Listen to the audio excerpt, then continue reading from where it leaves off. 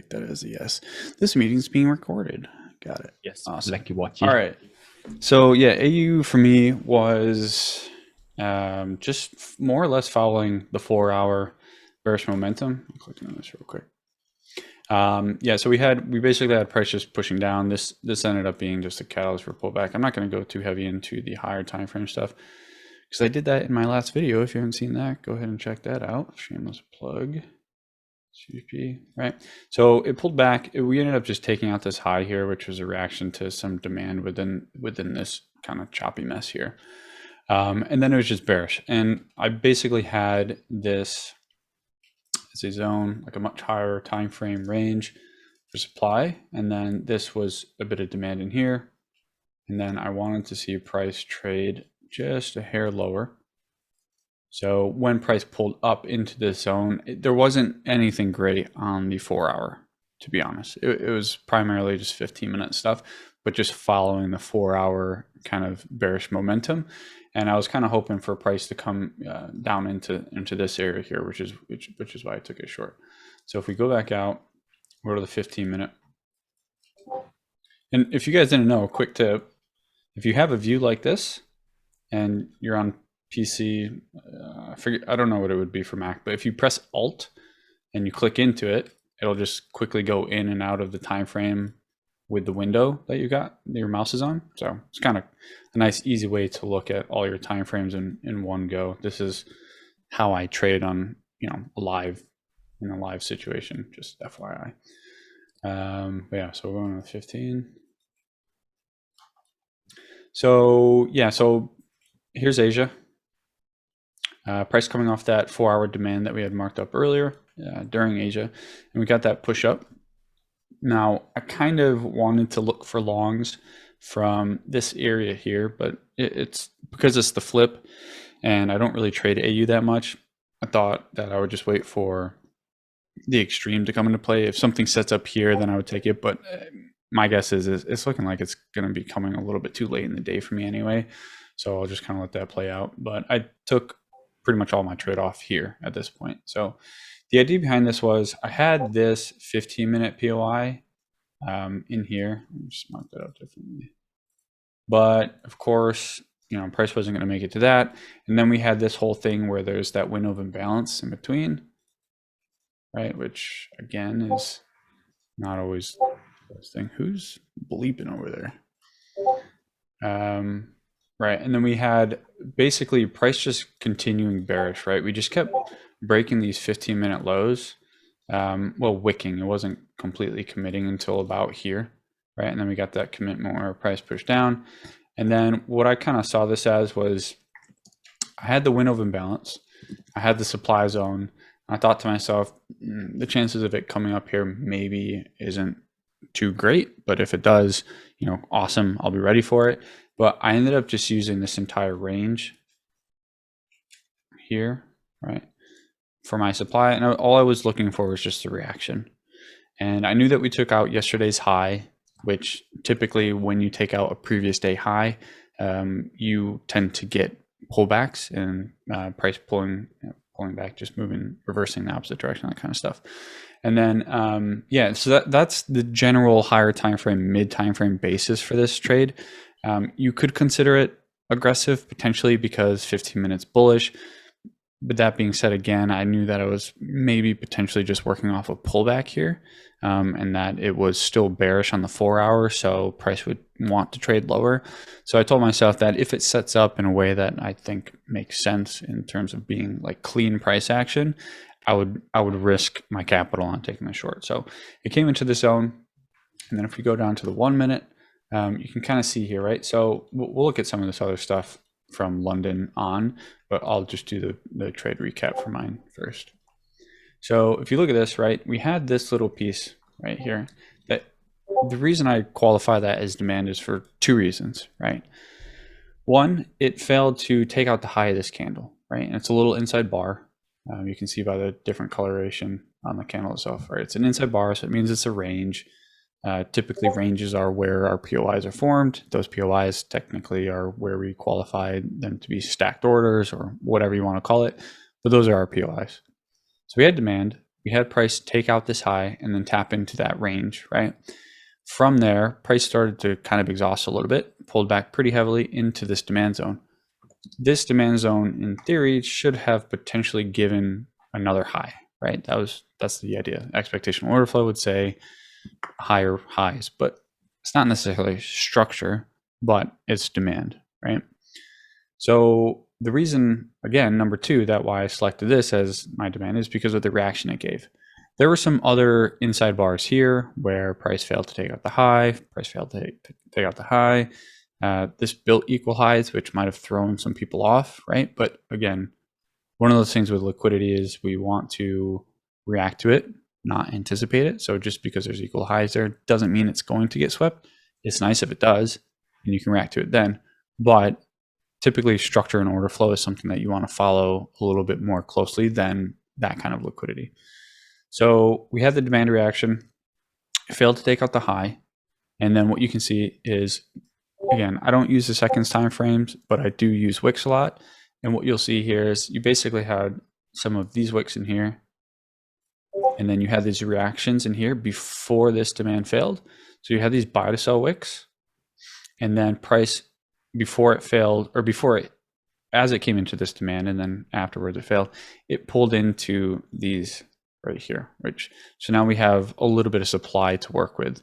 It's not necessarily something that you might trade off of, but you can justify this POI here and say, okay, well, why did it stop here and then reverse? Okay, well, I've got demand.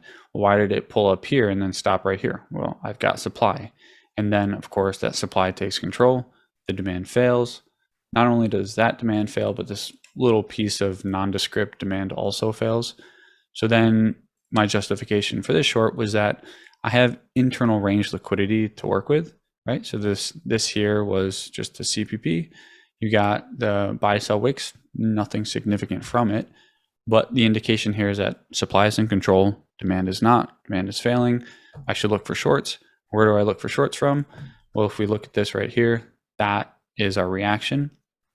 Now, typically, again, you'd want to see some sort of liquidity taken from your flip zone. So if it's going to take any liquidity at all, it's either going to be from structure or it's going to be in the flip zone itself, right? I'm sorry if I'm going fast, but I have to pick up my kids. So I just want to make sure I cover all this stuff. And you guys can always watch the recording back, so deal with it. But you have the inside bar, right? So as we know, and I'll just go into the second so you can see it, but inside bar, right, is on the lower time frame just a range, right? You're going to get inside bars everywhere. So it's you know, keep in mind that from the right POIs is where it matters the most, right? Like you can get these setups all over the place, but if it's not in the right POI, kind of doesn't really matter. So we got this. So it was enough for me to say, all right, inside bar got swept. There's no real sweep of liquidity within this mess, but I can use this to justify the POI.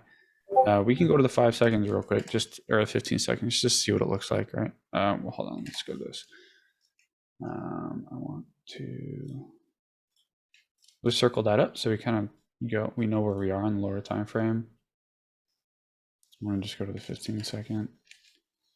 Right, you can see what I mean, right? Price pushes up, pushes down, pushes up, doesn't break the high, pushes down, it takes a low just by a hair, pushes up again, doesn't take the high, and then you can see again here, right? So this is where you would qualify that sweep of liquidity, right? In the sense that it attempted to push down, it attempted to push up. Ultimately, the last thing it did was take the high out before trading in the opposite direction. Right, so that's how I qualify that as a sweep of liquidity. Now, full disclosure, I don't look at the seconds time frame. I do everything based on the 1 minute, and it's just looking at these wicks, right? Understanding what the wicks are doing, studying every single candle individually for the setup, and that's kind of how I do it. If you want to use the seconds, there's nothing wrong with it. It's just from my experience, from people that I've talked to, people tend to just stare at that single time frame and they force a lot of things that aren't there. So, you know, just use caution. But yeah, that's why I selected that POI, and then price came down after taking out this little demand, pulled right back up into that EQ of that POI, and then it just melted. I broke even here. I had this as a catalyst for pullback. It pulled back and then it just melted to this 15-minute POI. which is this one right here, which is part of that flip, which is why I took about 90% of my trade off. And then, yeah, that was that trade. This ran for about 17R, and it's still potentially running. I could have left it on, but I closed it because I don't really trade AU, and I wasn't exactly following my rules by trading it, so I paid myself and left it alone. Are there any questions on that setup? No, sir. It's like 26 messages. Sorry, I'm not reading chat, so if there's anything in there, just let me know. It's about the watermark, not about AU. But it was a watermarks. Yeah, if you're complaining about watermarks, it's because you're trying to leak it. You know, hey, if you don't belong here, you can go. That'd be cool. So yeah, so AU, there is a right? hand up. There is a hand up actually. There is a hand up. Yeah, Himanshu. Oh, Himanshu Patil. All right, what's up, dude? Hey, can you hear me? How's it going? What's up? Great. So my question is basically, when you approach the 15M POI, it was the first tap in, right? And also we did not wait for first level of respect, and there was a possible deeper mitigation. So why did you choose to go in or pull the trigger so early on? Because I tend to get burned a lot while getting in early, so early. I hope you get my question. Yeah, so basically, why did I take this first level of respect? Yeah, why I can see, yeah, why did you pull the trigger in there? And if you did wait for first level of respect, would you get a re-entry? Yeah, so I mean, there was a re-entry here, potentially. I did look at this, so I'll just cover that real quick. So I had this demand zone marked up. Demand, right? Let me just clear this thing off. So if we look at this closely, right? When you're looking at this, what you'll notice is that price just came to the bottom, right? But that's not the first reaction. What's the first reaction? Can you see it? If you want to annotate, you can annotate, but I'd rather you answer the question so you can see it and maybe learn from it. But what's the first reaction to this demand zone right here? It's this. Wicks. Yeah, it's the buy to sell wicks, right? Now, I personally don't necessarily trade buy to sell wicks. I'd like to see a little bit more confirmation. And that confirmation came by way of these buy to sell wicks here into this guy here. And then that was your POI right there. So, I mean, it's like, again, it's nondescript. It's a little quick. But if you were trying to look at this POI, right, you can use the justification of, well, I had demand. I had this reaction here. It didn't necessarily sweep anything, but there was a sweep of this kind of like structural high here before it played out. So you could, yeah, exactly. There you go. You have the sweep of this as well, right? So you do have some liquidity for him. And when you're looking at it from this perspective, like, is this a 15-minute POI? Potentially. Let's see. It's 15-minute biosolic, so not quite, but you could use that for justification for that confirmation to take this trade short from here if you don't want to get in here.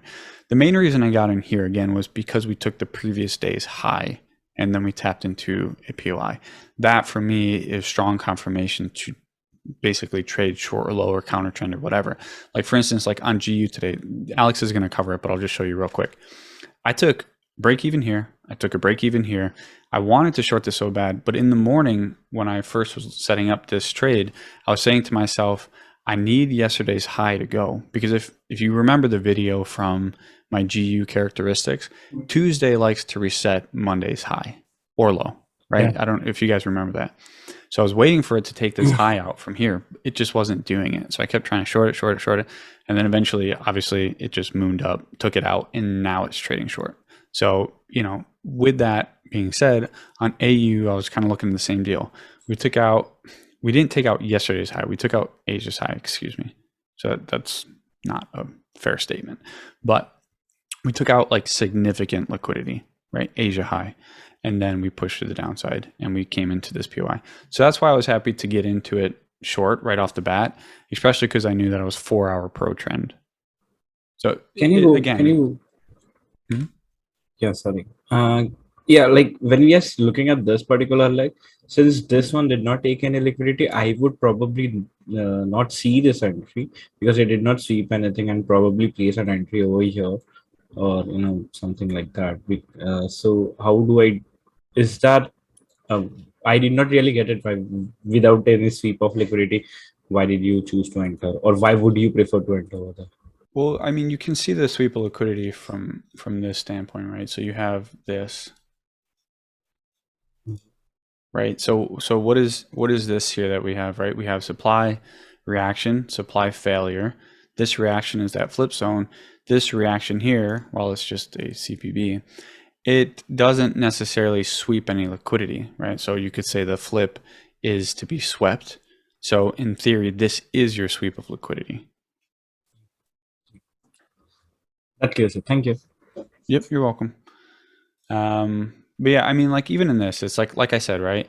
This demand reaction on this wick right here in these buy to sell wicks, technically this entry right here, if I were to enter off of like this as a POI, this would have been like the true first level of respect. That's the first indication that supply is in control. And then I would have broken it even like right here. But to me, that was too aggressive. So by choosing this entry, this to me is that second kind of mitigation. It's just that this first one is very tight and very kind of nondescript. But so for me, this is the first level of respect. People may disagree with that. People may see it a different way.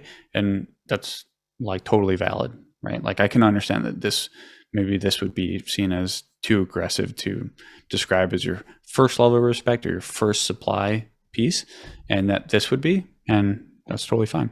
But in the moment in a live market, that's how I saw it. So that's how I have to describe it. Of course, we're still taking out lows. I should have held this straight longer. Damn it. That's all right. But yeah, it was that was that trade. And then if we look at London real quick, what time is it? 1:20. Sorry, was there any other questions before I move on? No, it doesn't look like that. Watermark. All right, you good? Just deal with it, people. We're protecting your investment, just FYI. If you guys are curious about it, that's the attempt. You guys are paying money. Well, some of you are. Some of you guys apparently get leaked links somehow. But you, you pay good money for this, so we don't want it getting leaked and stuff. So we try to protect it. So that's why the watermarks are there. We have on the 15-minute, right? This again, Asia was here. Frankfurt Open basically played into the low of this. So we can inspect that real quick. Whether or not you would have taken a long from here is debatable because your high is here. And on the 15-minute, I guess you could see this as your chalk just because it's supply. But even then, this still takes the low. It's just a buy candle. But again, chalks are weird. Chalks are inherently aggressive. So depending on how you look at it, you could see it that way. That would be forcing it for me. But go to the 1 minute real quick. Does anybody actually trade AU in here? Daily highs. Yeah, Dario. I mentioned, I corrected that. It wasn't daily highs taken. It was Asia highs taken. Significant liquidity at Asia highs, basically. All right. So I guess this would have been your entry. If you were happy taking this 15-minute POI, this mitigation here, clearly what we have is the window of imbalance. Actually, it doesn't tap it. Oh, wait. No, the window of balance is up here. Imbalanced POIs. Right, see how there's imbalance on both the bearish side and the bullish side. It kind of spans down here as well, but you can see the reaction to the POI is right here. But if you wanted to justify this, what you could do is you could just say, bear with me, I haven't actually looked at this price action. But it looks like we have supply. This wick is your reaction here. It doesn't sweep anything. So then we get the sweep. Price then takes out the high and then just trades back into the sweep. So that would have been your potential pre-London trade. This is half hour before London. And you could have taken this. Stop loss is probably just below the lows, but keep it safe. just understand it's inherently risky because the POI you're coming off of is the window of imbalance, which again, we don't have a ton of data on, but enough to understand that it will stop price in its track. Perfect. Is there a section in the course? Section for what? For what? Oh, for the, I think he means for the recorded Zooms. Oh, yeah, there is. community Zooms. Yeah, so having this being heavily counter trend, I probably would have just TP'd at significant highs, meaning probably would have been 15-minute highs or 15-minute supply for that matter. You could have gone away with a good 7R there. And then let's see, next trade opportunity would have been on this pullback here. And it looks like we've taken out, so we have this supply, this reaction, and then we'll have to go, we have this wick here, but we'll have to go down on lower time frame, see what's happening there on the 1 minute.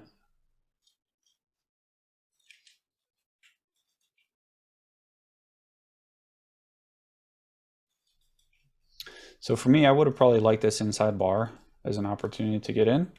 I'm just gonna, that's a 15-minute POI, just remember that, I'm cleaning that up. But price doesn't quite play that. It plays into more of much bigger range. In reality, what it looks like it's doing, and again, this isn't something that I would trade, but I'm just justifying the price action here. So you have buy to sell wick supply, which is a reaction to this demand here. And then you have these little buy to sell wicks. And again, I would not trade this. This is just, I just want to know why price is stopping here and then pushing forward. Now, if you trade the seconds time frame, maybe you would say, okay, I got this reaction. It's holding. First level of respective demand is right here. It's pushed higher. So now I'm happy with taking something within this zone. You could potentially look at the seconds and look at this and say, okay, well, that's good enough for me. Or what you could do is then say, well, if I get a reaction off of this, I can wait for supply to fail here and then give me a potential long from here. So that's the first level of supply. It fails right there with that wick. And then you basically have the reaction, which is here. Whoops. And then really shitty, choppy price action, honestly. Again, realistically say it. So we had this reaction and then price traded lower. It gets a little bit sweep here. So you have a potential POI here. I can justify this. Obviously, I'm looking in hindsight, but if you were to say, you know, based on these reactions from these previous zones, and you wanted to say, well, this zone's here, I don't feel comfortable trading from it. I'm going to wait for supply to fail again, give me confirmation that I want to trade higher. And then I would look for the first reaction to that supply and then look for that POI based on that reaction. Some people might say, well, what about this one here? It's like, okay, fine. It's a POI. It's more of the extreme part of these mitigations, but it also has no reaction to this supply here. So for me, that's not technically the flip area that you'd be looking at. You'd be looking at this because that's where it reacted from. And then you would long this, and then that would be your day. What are your criteria for taking counter? Hold on a sec. All right, and you could just go for 15-minute highs, 10R. So you could have banked the 7R, 10R, and then just let the rest of this play out and look for the shorts after the fact here. All right. What are your criteria for a counter trend other than waiting for a broken low? I want to see, bear with me 1 second. 4R, right? So if I'm trading counter trend, ideally what I would like to see is, right, if you're bearish, when do the pullbacks happen the most? Typically is after this low has failed here, right? Sometimes it happens in the flip zones in demands, right? But you're also looking at catalysts for pullbacks, right? So you're determining which zones are going to give me a pullback. So you have multiple ways to do it, right? So you have one way, which is probably a higher probability way, is waiting for the low to fail and then looking for a setup on the long if you can then justify this reaction, right? So if you can say, well, I've got a CBP, we just took this low, I can look for a setup here to trade it long. Maybe I want 15-minute to line up. maybe I want 1 minute to line up. That's completely up to you and your risk appetite, right?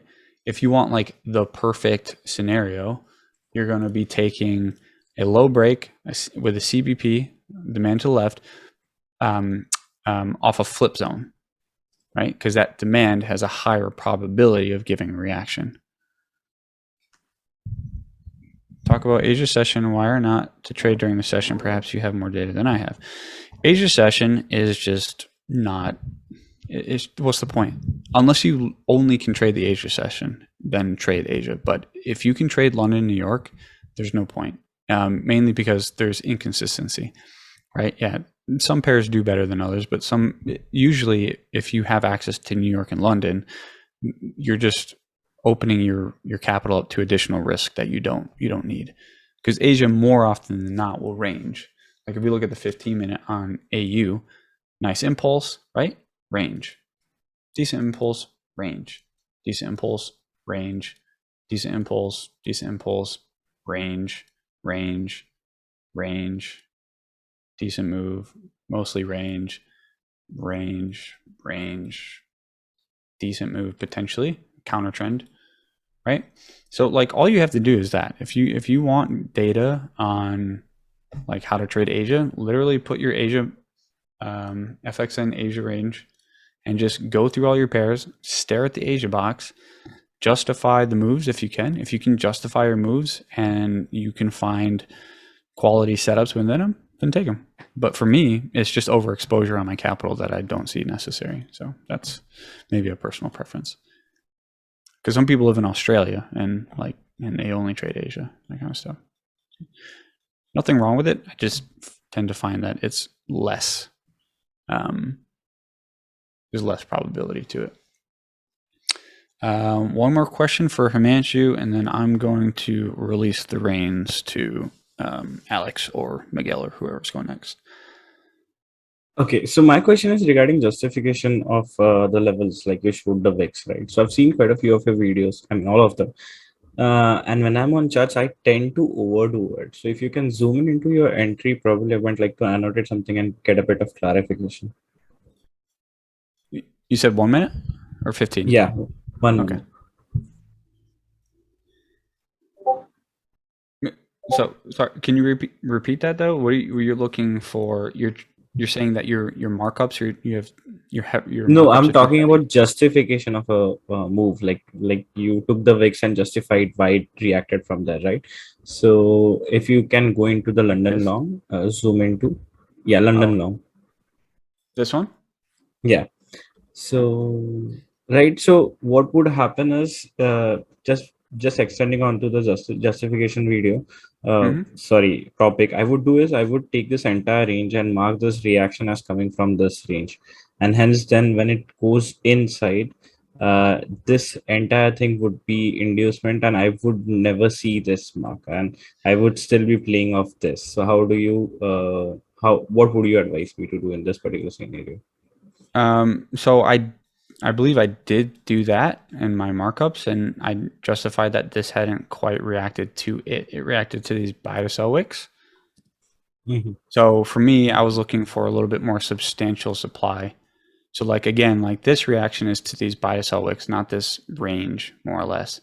So I looked for this because again, what I saw here was I saw a price heavily, like in this case here, this wick, right? So price pushed up and it pushed down pretty heavily from this wick. So for me, this level of supply was significant to this price action. Whereas for this whole range, if I mark it up closer, this doesn't quite tap it. So that was the only reason. But otherwise, yeah, I mean, like I think that's totally fine. Like you can say that as the case, this is your POI and you will wait for this to set up. And sometimes I'm wrong, right? Sometimes I would play this and it would trade through this and then trade into this. That's just how I marked it up in this quick playback and on the call, more or less. No, I mean, because what would happen is even if I see it's not tapped in, I would just not trust my markup. Like I'm not at that stage yet. So I would wait at this. That's the one thing. And the second one is, if you took a L over here, would you re-enter on a lower zone, or would you just let go of the idea at this point of time and see what price develops further? It depends, because I know that this is a counter trend trade. I probably wouldn't hit it too many times. But like, Mhm. if you, let's say for instance, you didn't want to trade off of this POI here. Once price hit this, right, you can see that it just continued to break the high, right? So that's even more indication that price wanted to trade higher.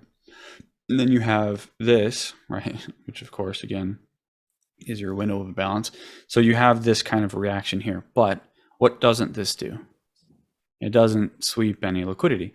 So you could then say, well, all right, fine. If I want to trade this, or if I want to be a little bit more conservative, I can wait for this low to go, and then I have this POI here because it's part of now this new demand chain. So in theory, But it- if you didn't want to trade Okay. this, you could have said, well, all right, well, if I'm looking for this one, I understand it could potentially trade off of this one as well. But because I favor the lower one, I'll wait for this one to give me bullish intention. So I say, okay, price pulls into it. Awesome, great. I don't trade this first one. I wait for it to respect the demand, then take the high, right? So supply has failed, and now it's come down. It's now taking this liquidity out. It fails to take out the high. We now have equal highs here as well. So there's more reason for price to trade long, right? We have bullish intention. We have demand. Why is there pull. more reason? Because I thought like for it to be an inducement, you have to take the highest. Like based on my, I probably have a misconception that if the high is not taken, then it's not that high probability. Can you just explain it Well, a bit? it's got to build liquidity, right? So like, I mean, nothing's going to move without the liquidity. So there will be times that price just builds equal highs or builds liquidity and comes back for it momentarily, right? Because I mean, the theory behind it is if again, don't quote me on this because I never worked for the banks, but if they're stacking large orders, right? In order to have a buy order, you need to have the equivalent sell order, right? So when they do this, the theory is that they are selling price here to get people into a short position, which will in turn fill their long position. So they build this liquidity by shorting it and stopping at these equal highs, because again, another retail position or retail, what do you call it?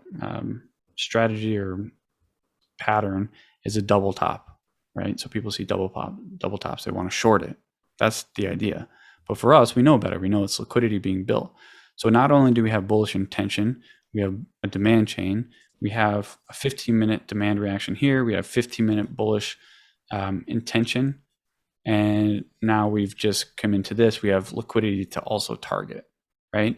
So now we have more reason than ever to take a long from here. If it trades into this, I'd be wary, because that means we've started to run bearish, right? Without actually completing taking the high. So, yeah. Okay. Thank you. Thanks a lot. You're welcome. And one of the things you have to keep in mind is like some of the stuff that we do, right, is our job to take the complexities of the market, show you those complexities, but then simplify it, right? So behind what we do and everything that we do, there is a level of complexity that needs to be somewhat achieved. And that's all learned through the course content. Everything that we really teach on these Zooms and like the recaps and the kind of, that's more of the simplicities that you're seeing now, right? So in theory, most people, even though there's definitely some guilty parties that don't actually finish the content. I'm not accusing you of that, but I'm just generally PSA speaking to everybody here, right? So it's something that people need to keep in mind, is that there are complexities behind this that is learned through the course content. So if you haven't gone through it, make sure that you master that stuff. That way, when we teach you the simple stuff, or the simplistic version of it, right, how we've put it together, it'll make more sense. But that low is weak too, as we failed to break the high. Oh, that was a direct message. Sweep was obvious. I'm not sure what you mean, Ihab. But does that help, Himanshu? Yeah, it does. It does. Thank you. You're welcome. What time is it? All right, Umar, last question, and then I'm gonna pass it on. Okay. Please. Wait, how long are we supposed to be doing these for, guys? Sorry, 30-minute chunks?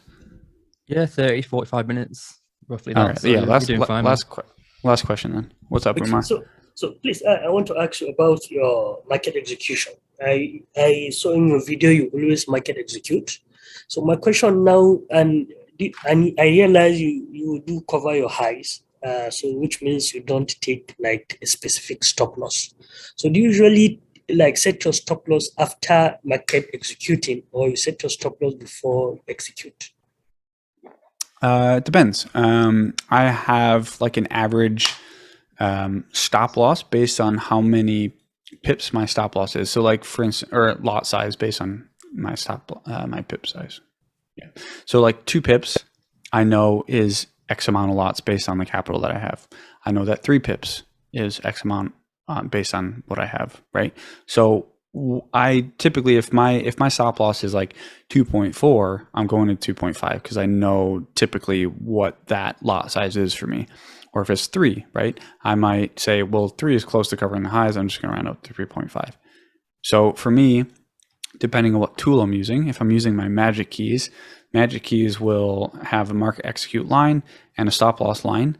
So when I use that tool, it's automatically putting the stop loss in for me. But sometimes I can't be bothered to mess with that shit. So I will just market execute and then drag my stop loss up. But before price comes to my zone, like when price was down here, right? Before price came into this, I'm well aware of what my stop loss is. And I know what my my lot size is based on that stop loss before I hit the trade. So I've got that keyed in, and then when it comes in, I just smack sell and then drag my stop loss to where it's supposed to be. Oh, okay, understood. Because I was kind of confused, because just market executing and tampering with the stop loss would actually also tamper with the risk and the lot size. But thank you very much. This clarifies. Thank you. You're welcome. You are welcome. All right, guys. Bye. No, I'm just kidding. I'm gonna be here for a little bit. I gotta go pick up the kids though, so I'm just gonna be silent over here. Awesome. Yeah, I'll just go over GU from today then. Let me just share my screen. 1 second. Okay, can you guys see my screen? Yes, sir. Yes, sir. Awesome. Yeah, so like as we know, basically the past, however many days, we've just been very, very bearish coming down, and we're essentially just coming down into this weekly, it's kind of this weekly flip zone after we came off of this supply chain up here from a few days ago or from a few weeks ago. And so we're coming into this huge higher time frame demand zone where we can expect at least somewhat of a pullback, somewhat of a correction to at least come a bit deeper in terms of the higher time frame to then maybe continue bearish, right? We can expect at least somewhat of a reaction. It's very unlikely that we're just going to continue, melting forever without at least somewhat of a pullback. And so kind of coming into this zone, just keeping that in the back of our minds, I want to stay, obviously, in terms of the higher time frame, we're very clearly bearish, but I want to stay on the ball in terms of getting involved in any potential longs that can begin our higher time frame pullback. So I kind of want to stay fairly neutral in some degree, as long as I start to see demand taking control of the market in terms of the 15-minute or the 4-hour. I'm happy to play the longs, understanding where we are within overall price, but also I don't want to ignore the fact that we're heavily bearish, right? And so kind of coming into this zone, what have we done? We've kind of reacted off these, what we can call is CPB demands, catalyst for pullback demands. We kind of have, reaction, extreme of reaction leg, failure. We then mitigate this. We have our reaction to this one, extreme of reaction leg, failure. We then mitigate this with this wick, which kind of begins our supply chain at the start here, right? This higher time frame, 4-hour supply chain at the start. So this is kind of a nice 4-hour zone if we do potentially come back up into this area. But other than that, really, we're just very clearly bearish in terms of the 4-hour, right? And so there's not a lot I can show you at this point in terms of the 4-hour. So I'll just hop down to the 15. And so yesterday, obviously within this zone, yesterday we had a break to the upside. We saw a level of demand hold, but all it did was just push us straight into this H4 supply, and then we just continued bearish. So we just remained bearish in terms of the H4. Obviously, the 15 was a temporary break, broke back down. And so in terms of 15-minute swings now, we'd have, this is the lower high, and this is the lower low. So the 15-minute is basically broken back bearish. And then it's a question of, okay, we're very clearly bearish. How can we get involved in any longs or any shorts at this point? Because we're very low in the leg. We're within this overall demand zone. We can anticipate a potential pullback at some stage. How can we justify getting in any trades at this point? And so the key questions to ask is kind of, where is the last point of supply before this break, right? We kind of have this area here in terms of the 15 minutes. So this morning when I was basically making the outlook, I didn't have this on initially, I just had this on. And this was essentially the reaction to this supply. And then the extreme of the reaction leg actually failed to break the overall low. So we can start to see, okay, the lows are actually beginning to hold now.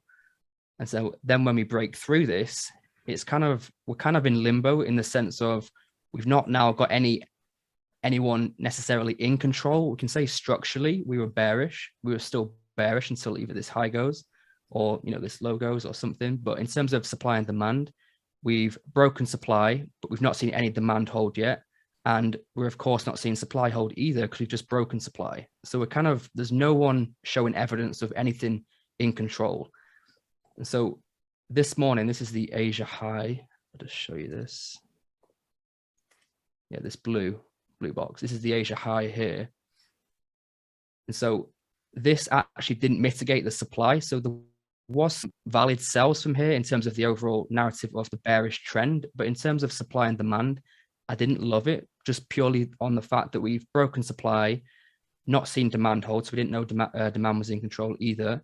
And we've not seen supply hold. We've not mitigated this zone to then maybe continue down. So in terms of sells in London, they were valid, but just purely based on the supply and demand aspect of it on the 15-minute, I just didn't love it. But I will go over kind of these valid trades that I saw. So this was kind of the sweep of Asia high, right? And so we can ask ourselves the same question as we did at the bottom down here. Where is the last point of demand before we sweep this high? Where is the last kind of area of consolidation that can sustain bullish price? And so we have this clean push. We have these, you know, buy to sell wicks. Like, they're not a demand I'd want to buy off, but we can justify it as the last point of demand before this sweep. So we can say, okay, potentially we've broken this. And so then we can say, okay, what caused the break of this? Where's the last point of supply that broke this? And we kind of have this area here. We have the extreme up here. We have this area here. Now, I wouldn't want to sell directly off of this based on this break, purely because this isn't the greatest of demands, and purely as well because we haven't had any evidence of supply holding. So although structurally we could say we're bearish, there's no evidence of supply holding at all, either on the 15-minute or on the 1 minute. So for sure, if I was to get involved in any sells, I'd at least want to see a 1 minute level of respect at minimum. And this is essentially what we get. We get this break and we see this area being respected here. So we could argue this is our level of respect in terms of the 1 minute. But even after that, it's still based on the 15-minute narrative. It's still not the greatest or highest probability, but it's valid to them follow the bearish order flow after this sweep, right? So where's the next point of demand after this demand? We have these buy to sell wicks, or this wick. So we have our reaction to this demand here. We have our extreme of reaction leg here, which lines up with this kind of newly formed supply chain that's being built. And then we have our failure, right? And now we also have an area of inducement. So this could have been a valid sell opportunity, but it's not the greatest. I don't actually think you would have been filled unless you've maybe had it a bit lower like this, but it just kind of misses it. But it's a valid sell, but it's just, like I say, not the greatest. And so any sells down here, they're valid based on the 1 minute, but like I said, in terms of the 15-minute, not the greatest. So I wasn't overly keen. And so if I just go back to the 15 a second. So like I said, I didn't initially have this marked, which means I didn't have this marked initially either.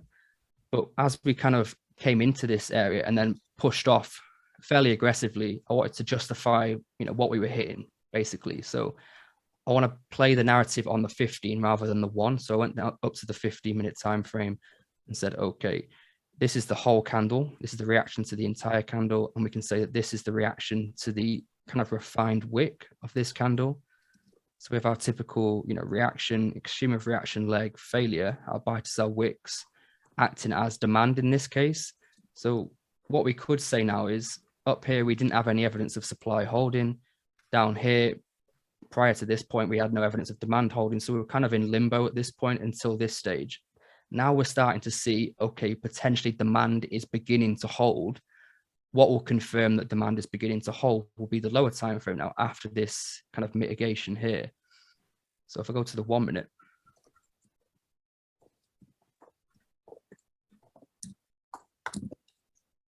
so in terms of the 1 minute, if I just zoom in,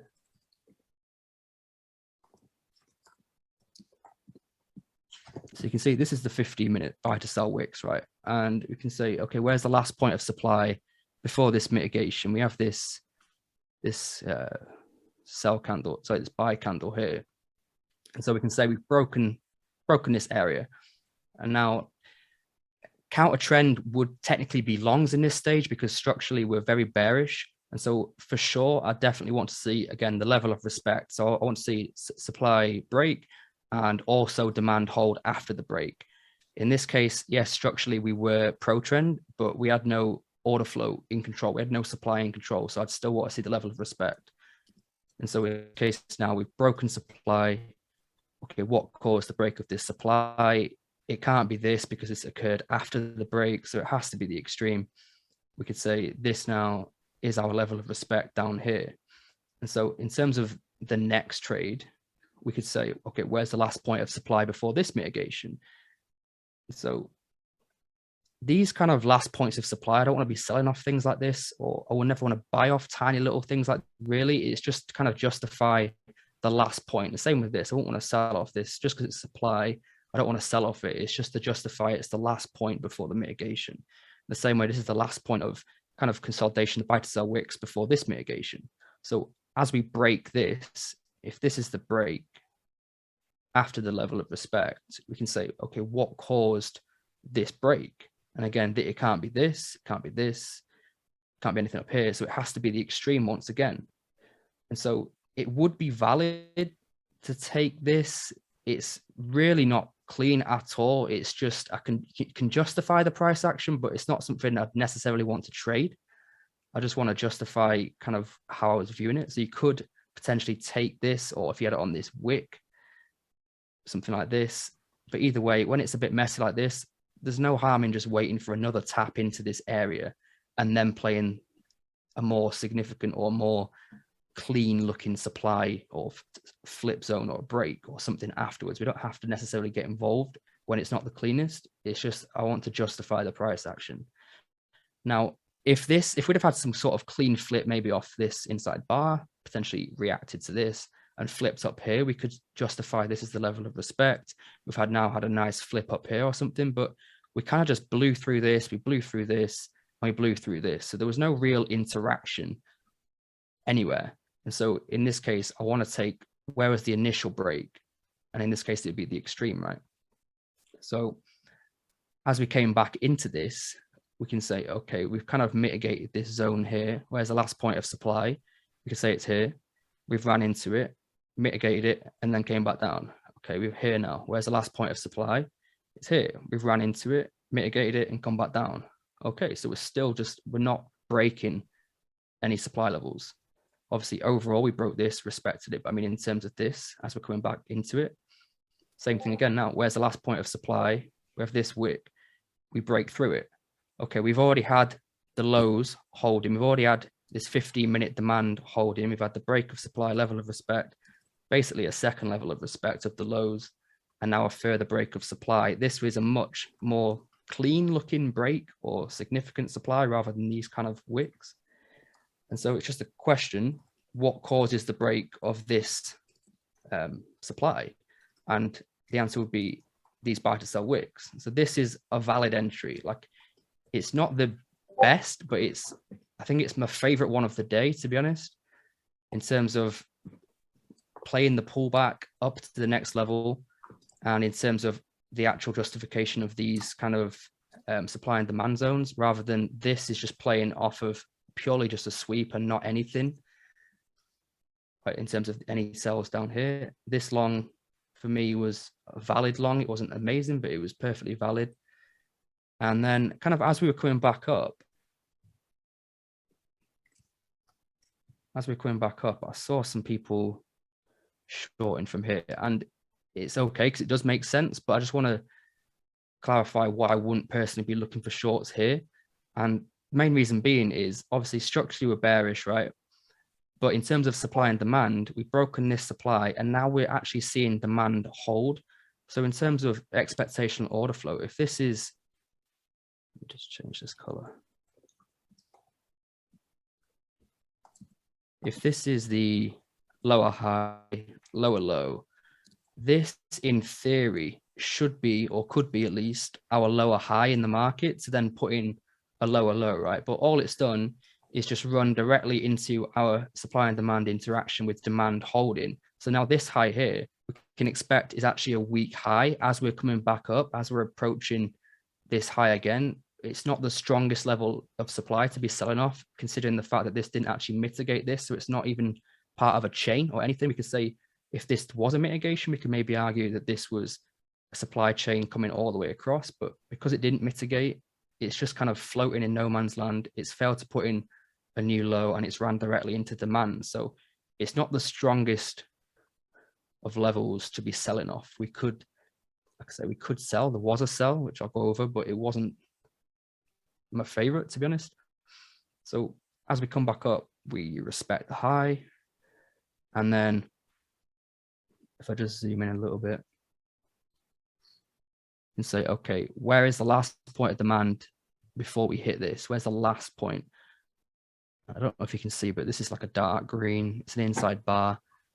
We can justify it. Like I said, I don't want to buy off this, but we can justify it as the last point of demand, the very last point. So we break this, we respect the high, right? We don't just break this and then continue higher. For example, we don't do something like this and then just continue higher. We break it, respect the high. In the meantime, also mitigating kind of these wicks here. So we can kind of justify the reaction to that. So we can say we've broken this level of respect. We've now reacted to this extreme of reaction leg failure. We have an inducement available. This is a valid sell. Like the only thing I don't like I say, is just the fact in terms of the 15-minute, we're sat on this weak high. I'm not loving this high. It's not a strong area. So this is, in terms of like an entry, it's nice. It's just where it is, I don't love. And so we basically came back down because I wouldn't necessarily have this on to begin with. It's just we can justify it afterwards. It's hit this. Okay, what's it hit? It's kind of hit this flip zone from this extreme here. And so we can say, okay, we knew demand was in control anyway. We knew this is a weak high. We hit demand and we end up coming higher than this anyway. So I'll go to the 15 minute.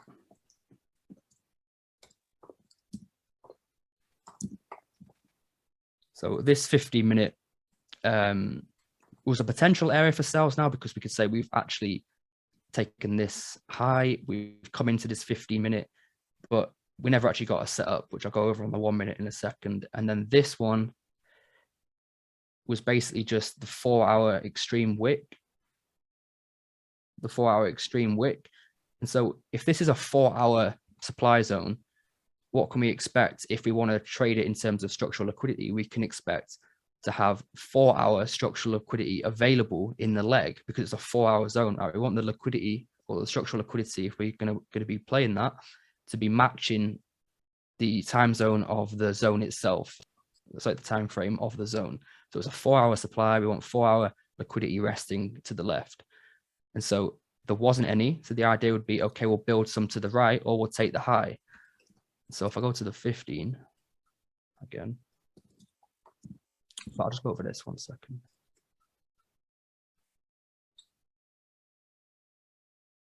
Yeah, so in terms of this, we basically just kept putting in bullish 1 minute structures. We had this, yeah, it's a chalk, but then what happens after the chalk? We just blow through. We don't have any level of 1 minute supply holding.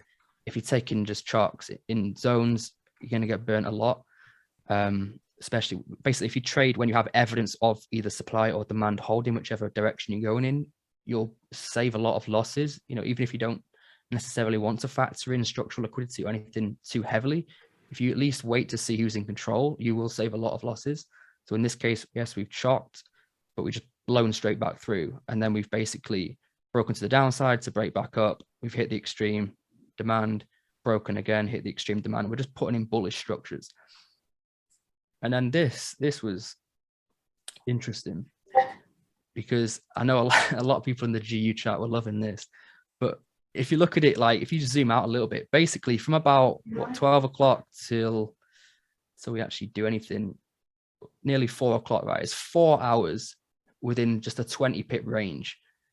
And if you're going to expect sells to play out, it's you want to see a bit of momentum, at least a little bit of something in terms of aggression or pivot in the market. Because if we think about it just in simple or simplistic terms, we're basically just impulsing, correcting, impulsing, correcting, and then impulsing. So there's no real any momentum or any indication that price wants to push down. But like I say, you can justify it. It wasn't the cleanest day, but similar to down here, we can justify what's happening, right? So for a while, we were just putting in bullish structures. Like I said, we chopped again, but we just blew straight back through. So we had no evidence of supply holding at this point. But then we did start to see, for example, areas of demand. We had reaction and we failed to put in a new high, right? And then we broke. So we could say now, okay, we've broken demand, and we could say that we're seeing supply begin to hold in terms of the 1 minute. So it does make sense. This is a valid trade if you wanted to trade this. The only reason I wouldn't trade it necessarily would be because of the liquidity, right? I'd want to see, like I said prior, this is a 4-hour zone. It's a 4-hour zone. So we want 4-hour structural liquidity available to the left. And if there isn't any, which in this case, there isn't anything here, the idea would be we'd build some to the right or take the high. And so in this case, if we go back to the 1 minute. Yes, it's a valid trade in terms of supply and demand, but in terms of liquidity, we've not taken any structural liquidity yet.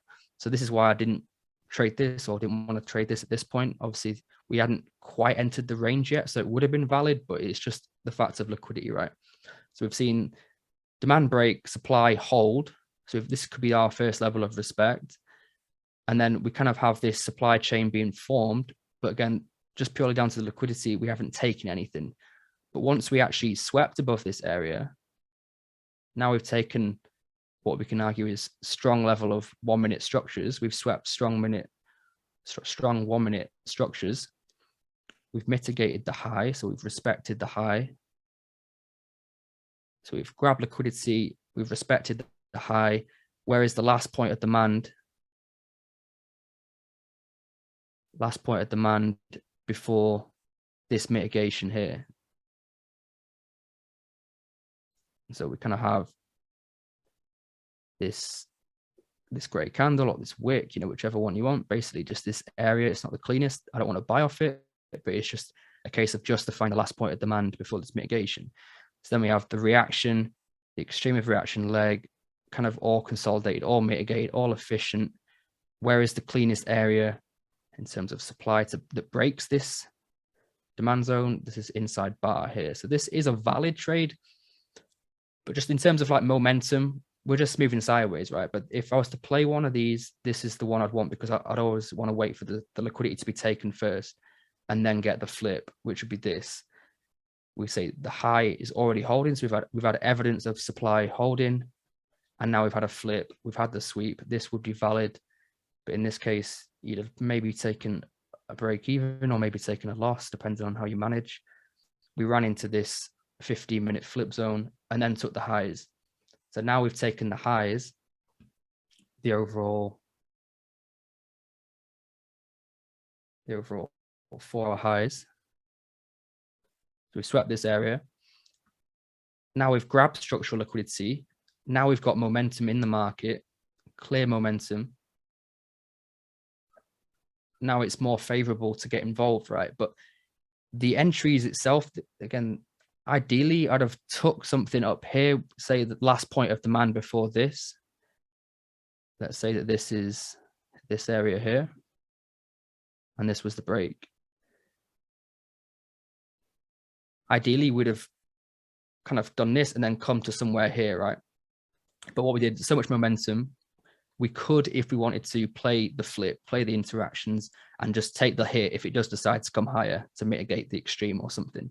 So in this case, whereas this last point of demand was here, whereas the next point of demand kind of have this area here, we have our reaction, extreme of reaction leg, the failure.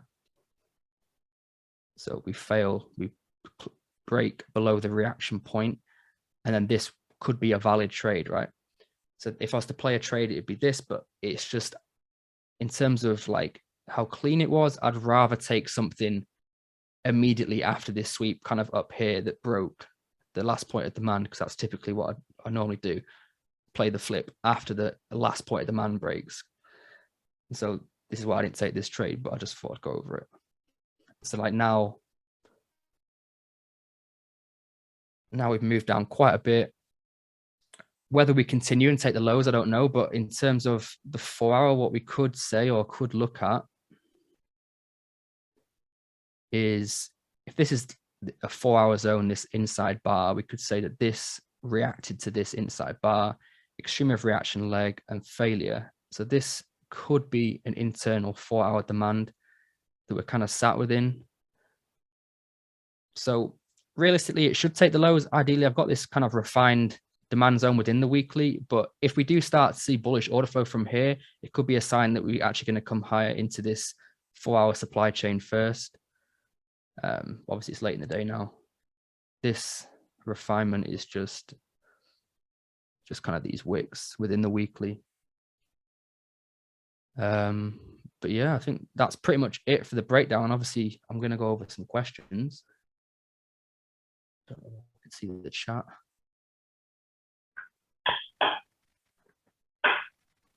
Has anyone got the hand up? I can't see the chat. Yeah, Egerbold, go ahead, man. Yeah. Can we go back to the first long that you took? So I couldn't quite hear. You can say it again? I mean the first long that you took.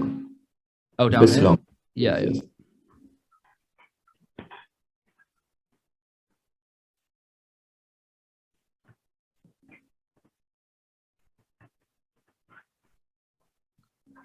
Down here, yeah? So the problem that I have, right, is that for me, I'll be waiting for a 1 minute choke, right?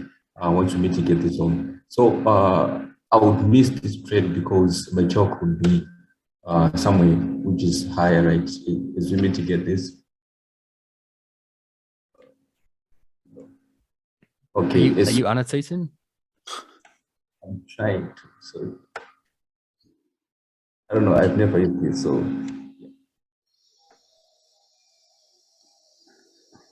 can you see my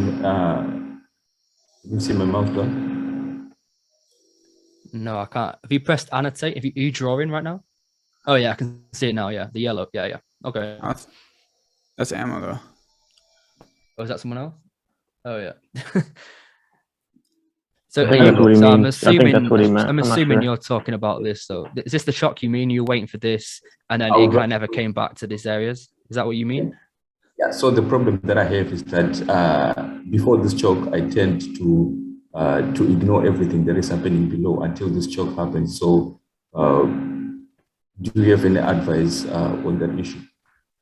Yeah, I mean, I'd say if you are just happy to wait for this, it's not a problem. What I would say is if you were to look more closely to justify what is a shock and why is it actually happening in the market, I would pay close attention to supply and demand and interactions between supply and demand, breaks of supply and demand in terms of understanding the order flow within the market. Because in terms of just a shock, it's not really anything. Like a boss is something, right? You can say it's a break of structure, it's a break of expectational order flow, that kind of thing. Supply and demand, it's following the interactions, it's seeing the order flow play out, the exchange of hands between supply and demand, who is in control essentially. But a shock isn't really showcasing anything in the market in particular, if that makes sense. It's just a justification of something. Like the actual chalk, I'd say this is more of a 1 minute boss anyway. If you were to wait for this, for example, this would be the 1 minute boss. In terms of a chalk, it's more a case of an early indication of a change of direction, right? It's nothing confirmed, but it's a change of direction. And most of the time, a chalk will line up with, if this is the chalk down here, we take the low, take the high. This will often line up with an actual break of supply. If you were to go back and maybe look at some of these chalks that you've taken, and in terms of that, it's just a case of, okay, we see a break of supply, whether you have this is the supply, or if you were to wait for this one, like you say, it's the same thing. We've seen the break of supply, and then we've seen demand hold.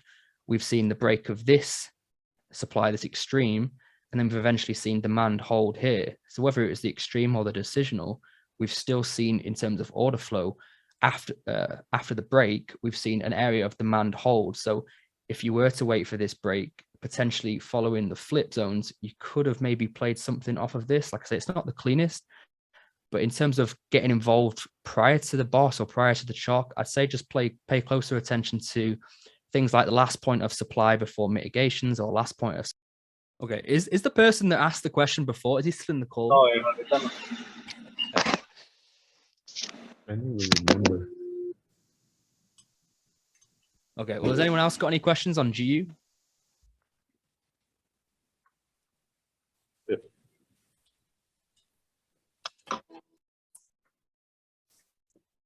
I don't have a question on GU particular, but I do have a question with the last level of supply or demand.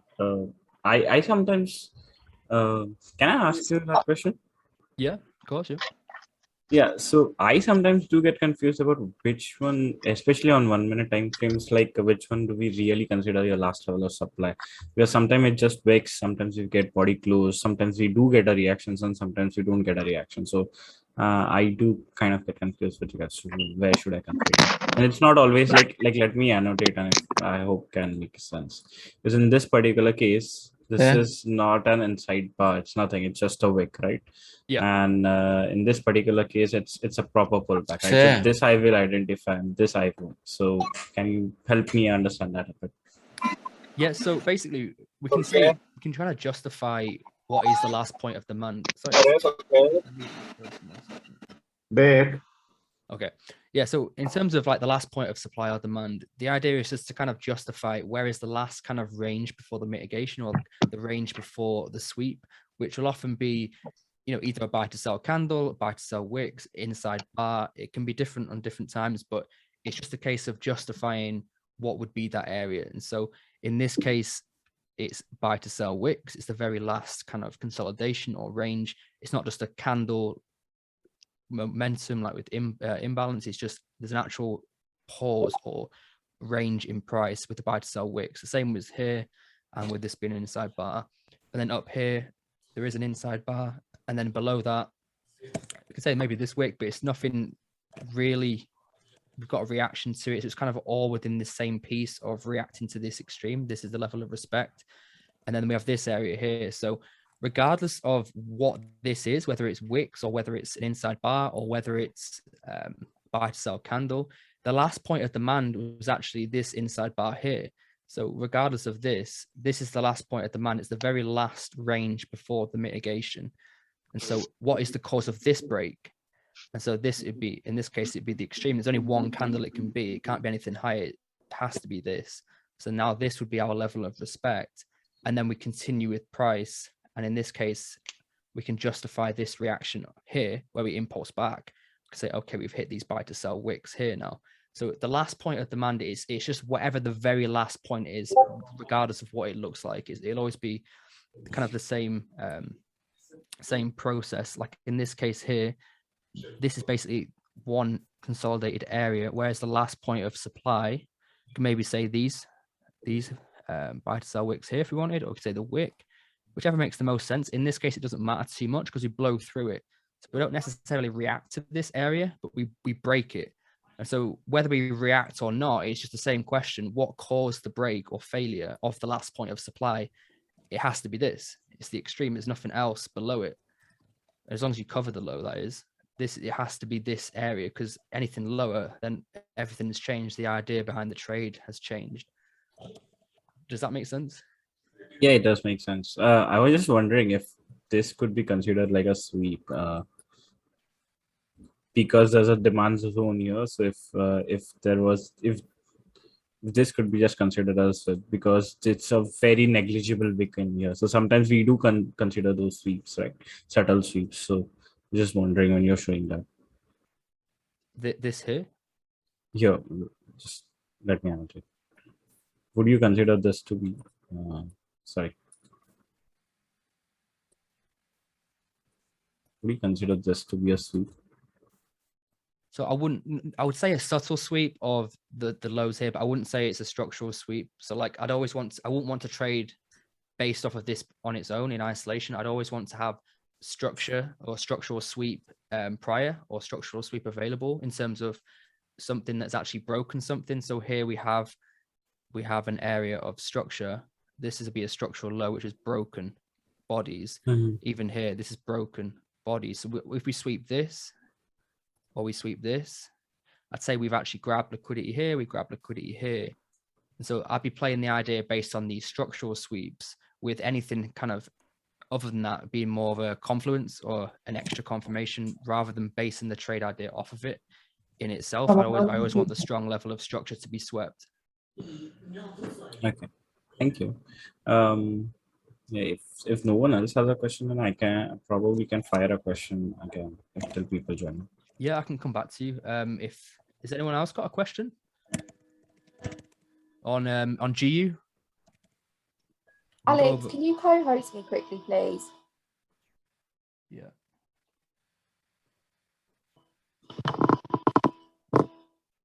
Yes. Yeah, has anyone else got a question on GU? I have a general question, if I can ask. Yeah, of course, yeah. If no more GU questions, we might as well go through these for sure. Okay, Sorry, can I just say first, I think everyone who's coming is like unmuted by default, so it makes sense if everyone who's not talking mutes, just in case there's background noise and stuff.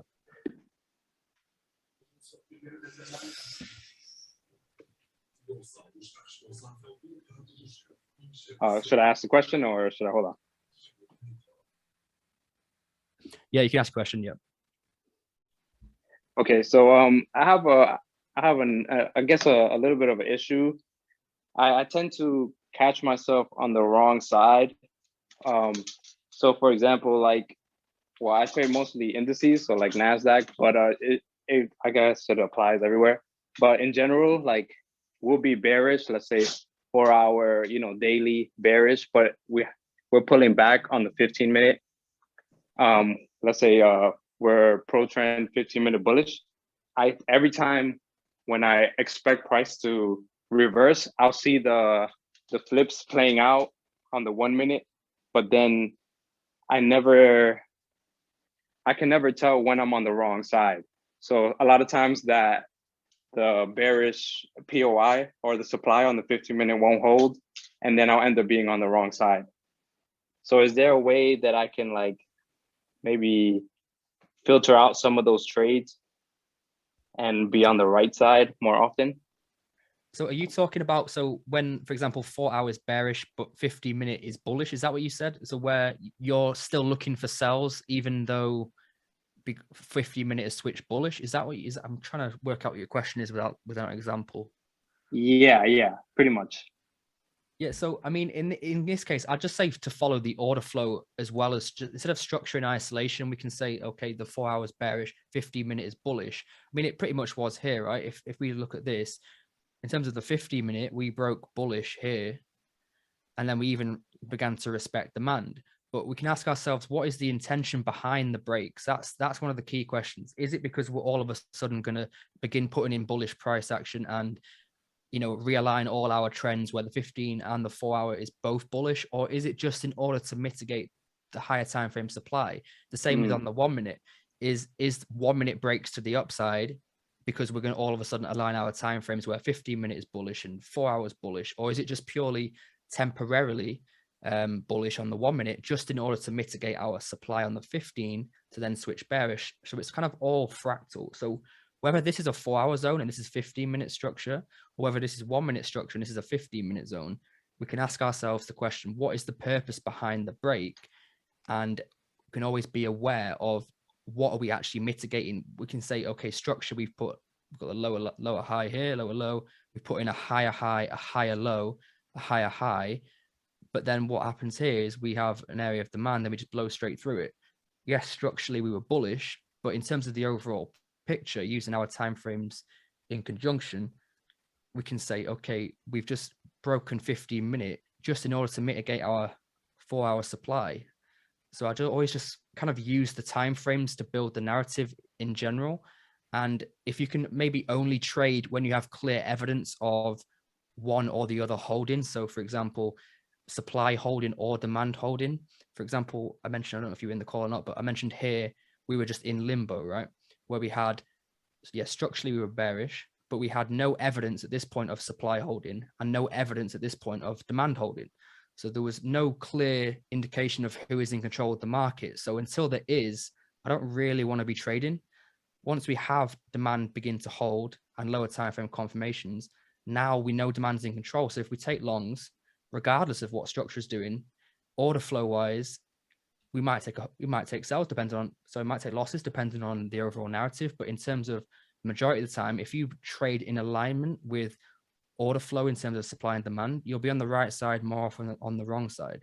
So if we trade when we don't have anyone in control, this is where a lot of, either range bound price action or a lot of break evens or a lot of very small wins or losses occur when we don't have any evidence of who is in control. Because other than this, there was no evidence anywhere of anyone being in control. Even up here, we had no real evidence of supply holding.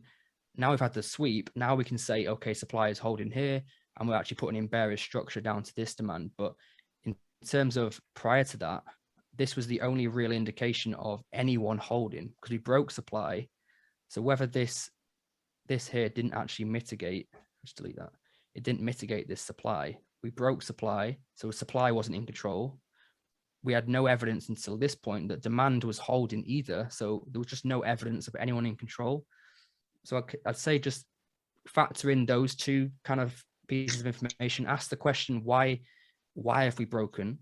Is it to sweep liquidity? Is it to mitigate a higher zone? Or is it because structurally, actually, we are going to put in bullish price?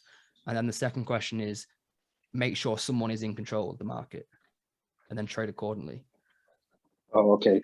Thanks. Yeah, I think my problem is, you cleared it up right now.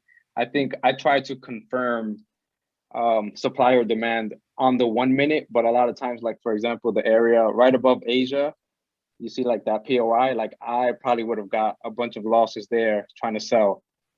So I guess like what you're saying is, if I could repeat it, would be to wait for the 15-minute to confirm it, the supply is in control, and then go down to the 1 minute. Yeah, exactly. I mean, the 1 minute we can basically use as a guide to guide us towards or away from 15-minute zones. And then the 15-minute can be used as a guide to guide us towards or away from 4-hour zones. And so if we're in limbo on the 15-minute, then we shouldn't be using the 1 minute realistically. I mean, there was valid trades, but they weren't in terms of high probability because of the 15-minute. We hadn't had any control. It wouldn't make too much sense. We want to have clear evidence of someone in control before we go to the 1 minute. Let's say now we've seen demand hold.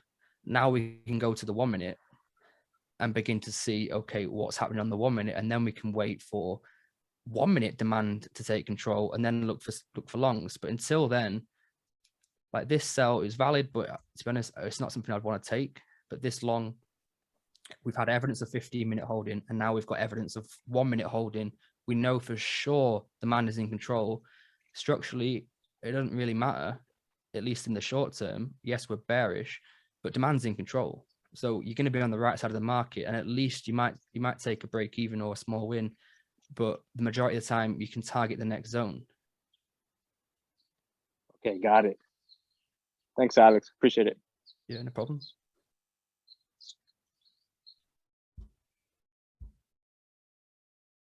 Has someone got a hand up? Yeah, I do. Sorry, man. Oh, hey, man. Hey, how's it going? First of all, as is traditional, I just want to thank you so much for giving your time and your knowledge and stuff. It's amazing to be able to learn this stuff. So thank you very much. No problem. You're welcome.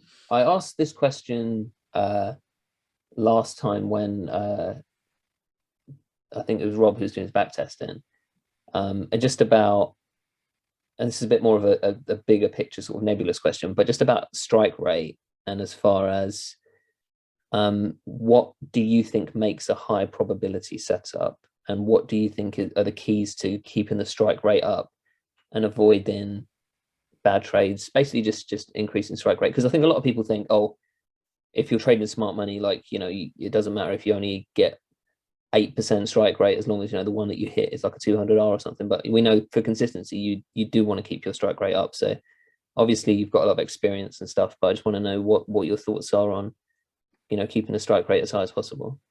Yeah, I mean, I think for the mental aspect, it is nicer to have at least a reasonable strike rate, you know, above 50 if you can. And I'd say the key things, kind of what I just touched on with knowing who's in control, having clear evidence of who's in control. And so that'll mean things like waiting for the level of respect to be sure of who's in control. For example, we hit this 15-minute supply zone with a chalk or a break or whatever you say it, and then okay, let's smash sell on this, and then you get ran for a loss, and you do the same up here. You have a break or a change here, you're in a supply zone, we must go down, right? Let's smash sell on this, and we've taken another loss. And both cases, yes, the zones themselves are valid to be looking for sells, but it's a case of a couple of things really. Who is in control of the market at this point? We know at this point, I just went over it, that demand is in control. So if we want to take sells, we need to wait for that switch. We need to wait for supply to take back control of the market. And so what that'll mean is a break of demand, but then also seeing evidence of supply holding afterwards. So I want to see, if I just took this back, if I was to look for sells here, and this is without considering even liquidity at this point, this is just supply and demand. We've had this break. We can say this is demand here. We've broken this demand. I want to see clear evidence now with a level of respect, either of this decisional, so either of this or the extreme. I don't mind which. Just something we could say, okay, what caused the break of this? Either this or this, right? I don't mind which, but I want to see one of them hold. So I want to see one of them hold, and then break a further demand. So whether the demand it breaks is here or here, again, doesn't matter. I want to see supply hold and then break a further demand. So this is our level of respect. And then we basically have this break of demand, if there was something here, or the extreme.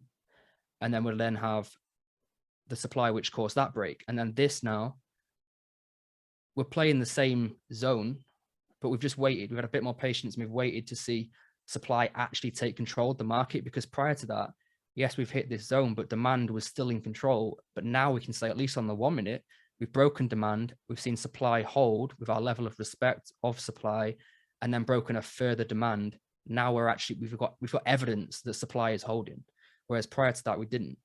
So that's one thing, basically just waiting for the level of respect or waiting for the confirmation of order flow.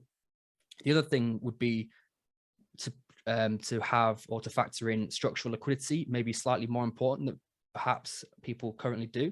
Like, it's not a necessity. You don't need to trade with it, but it, in terms of like strike rate and things, yes, you might miss the odd move, but you're getting high valuable or high quality setups the majority of the time. And a lot of the time you won't actually miss the move. You'll just avoid a couple of losses that could be considered premature, for example. And that'll just be a case of waiting to see or understanding the liquidity concepts of, if this is a 4-hour zone, this is a 4-hour zone here. The idea would be we'd need to have our liquidity resting to the left. If it was a 15-minute zone, we want 15-minute liquidity. If it's a 1-minute zone, we want 1-minute structural liquidity to the left. So whichever time frame the zone's on. And then the idea is, if there isn't anything, which in this case, if in this case there isn't any to the left, there's nothing resting, it's just a clean push, there's no structure on the 4-hour, the idea is we need to build some to the right. And so we know going into this area, even before even arriving at the zone, that we need to build liquidity and then take it. Otherwise, the high should go.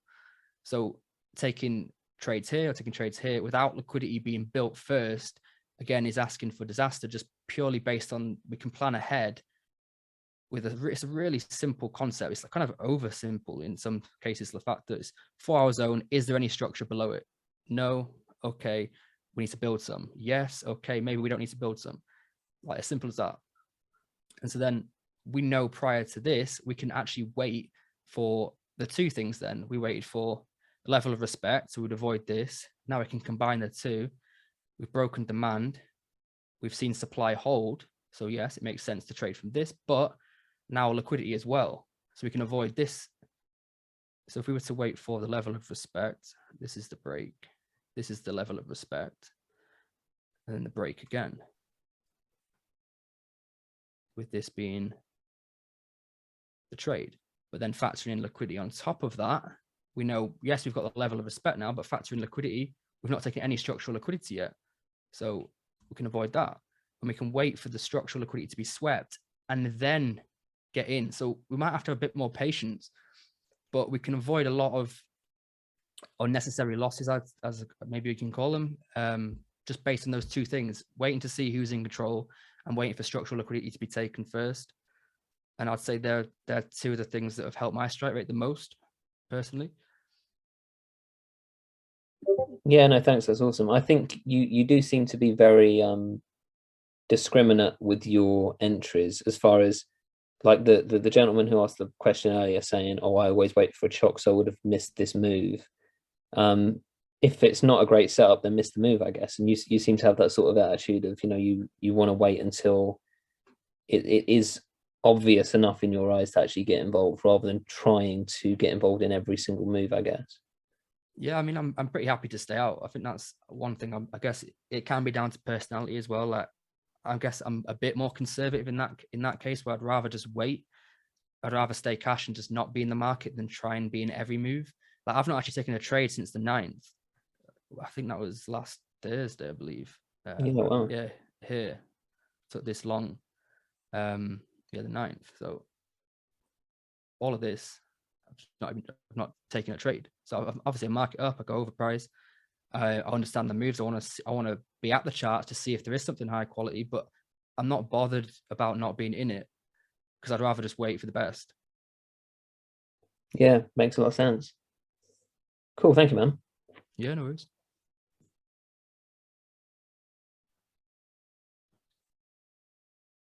I think in terms of time, should we move to Miguel just so we don't keep him on for ages? He wants to go over EU. Sure. Yeah. Yes, sir. Yes, sir. Give me a minute to share my screen.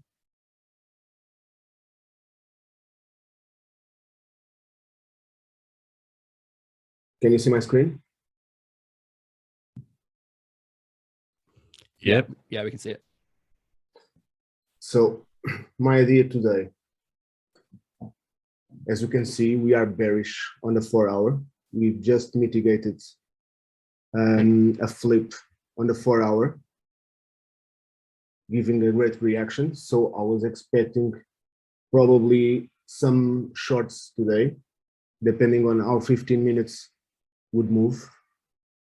On the 15 minute, as we can see, we just tapped the extreme, a very corrective move to the upside.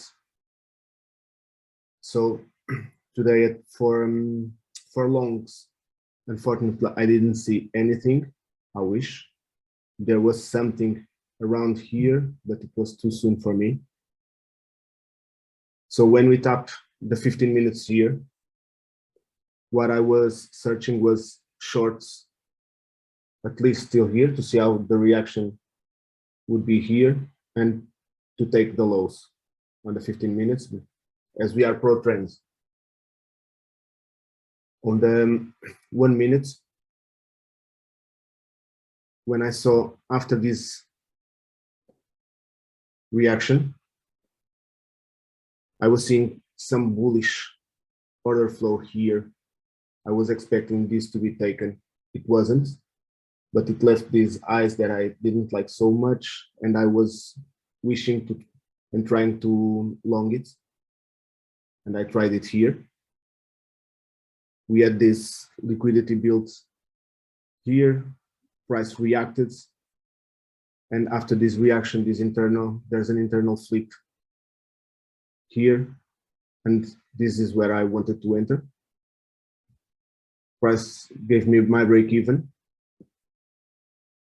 I managed to enter another trade here. Also break even, then price came back. And when I see price come back and start breaking demand levels, I saw that price was supply was in control. We left this demand chain here for internal range liquidity. We had this zone here, these voids. So price could probably trade here or below. That was what I was expecting. And then price, after reacting to this, we had some nice inducement here. There's a chain here that we could have shorted. I just didn't like it that much because there was no real break of demand here. Demand was still holding, and after this demand went, and this also, I was expecting the short from here, taking out this supply. I took out 80% of my trades at this level because I didn't know after this first reaction if price was going to react here or not, and I was not in a scaling. So I'm still holding 20% of my trade on this. Price then moves down, takes out this low. This is the first indication, as this reaction failed, that price may trade lower. There was another opportunity here to take a scale in. I didn't take it because I was expecting this demand to fail first before I take any other trades. And then price just went through these demands, and there was another one here that I didn't take because it was off my trading hours. I usually stop trading at 3 p.m. GMT. 4 p.m. GMT. This was at almost 5 at my time. And this trade was clean. And here I was only worried about this zone. For me, this was the zone that could give a nice pullback, because here there is no liquidity here taken, so price would take this as liquidity, as inducement for this lower level. Price did have a small reaction, and after it breaks, it's starting to give a reaction here. I still expect that this is just a pullback for price to trade lower. And this was my ideas for today, where there were no real great setups. There were some fine setups. For me, this was the best one, the one that I missed because of time. For me, this was the best one. It was a flip zone on the 1 minute inside a 15-minute zone, and it was clean. As you can see, there's a flip, there's a sweep of liquidity. After we break these demands, price then goes up, sweeps this first reaction on this inside bar. And for me, this is my entry until at least the CPV or the low.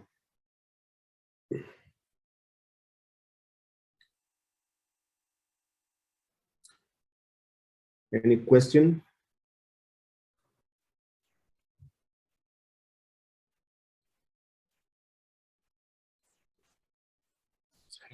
Yeah, there's a couple of hands. I think Himanshu was first, was he? Yeah. Should So, wait. hi, how are you? You already know what I'm going to ask. So, yeah. Anyways, Tell me. yeah. So basically, I took a L over here, and I basically took a L right around this mark, right? Yeah. And the thing is, I saw, if you zoom into it, like I saw the structure break, and this was your like level of demand going, and then it came up, it had kind of a sweep, and then it broke this again. And what I did is I actually entered off this with this as a B, but it did not work out. And my question really is that when you get action like this, and of course there was this supply zone, it came into this chain. So I was kind of confused whether I could have avoided this entry in any particular way, or known that this was not such a high probability setup. You took a short or a long from here? Short from. Okay. You tried to short this? Yeah. Okay. Here, on this case, we have this demand level that fails here. Yep. This also comes from this supply. And if you see here, supply fails and starts taking the chain we have behind. Yeah. After the chain starts to go, most likely all of these levels are going to be swept as IRL. And price can react, or from this extreme, the very origin of the chain, or if you have a level above the chain or below, depends, price might go there. And this is what happens here. When we broke this supply, if you see here, we still held. This movement was caused by the sweep of liquidity here. When we swept this, price then had fuel to come down, but it wasn't enough. Then we had this move that swept all of this and was came to mitigate the level above. It was a flip. I mean, my rationale was basically because we've discussed this, and what happens is that even if it starts breaking the chain, the point where the chain originated is sometimes where you do get a reaction from, or reversal from. So I could not see this mitigation clearly on my chart. Probably it did, but what I thought was this was the place where the chain started. And that is where we were getting the reaction from, which kind of triggered me to think that probably this is where we can get a trade in. Now you have this first level where the chain started that reacted from something on this zone. There's a small flip here.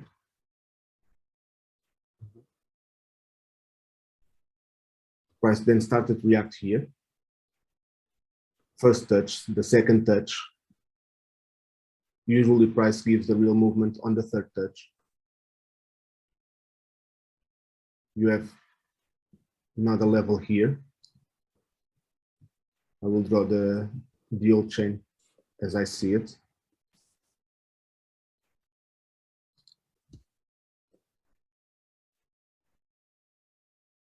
This was the chain that we had. And this chain failed to take the lows. Okay. So if this chain failed to take the lows, most likely price would come up, or to take these highs completely, or to sweep these and then come down. The above zones, I guess there were three, right? There was one over here, there was one probably at the extreme, and then there was one right at the beginning, if you zoom out a bit. I was not really clear about which zone to take, but probably makes sense to go for the nearest one. What? Sorry, I didn't understand. So there was this zone, there was this zone, and then there was this zone, right? So there were three zones above. So yeah, I was expecting at the beginning this zone for price to come back, so I could short it. But as well, we have this inducement forming. I figured that price could come from here, and also if you see, this was the end of the bullish movement after taking this high, and then price broke this completely. So price probably this high is strong because it took all of this. That clears it. One quick question: can you go to your London long yesterday? London long markup yesterday? From yesterday?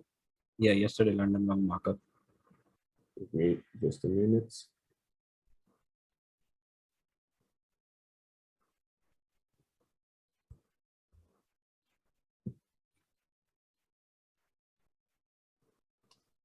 It's a bit messy. Let me just take out this if I find it. Okay, this.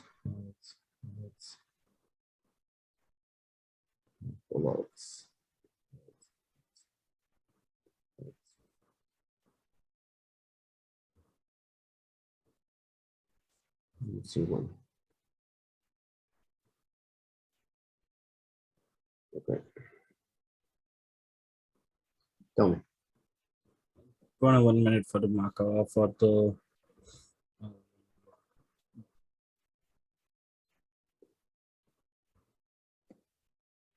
this particular entry. This one? Yeah.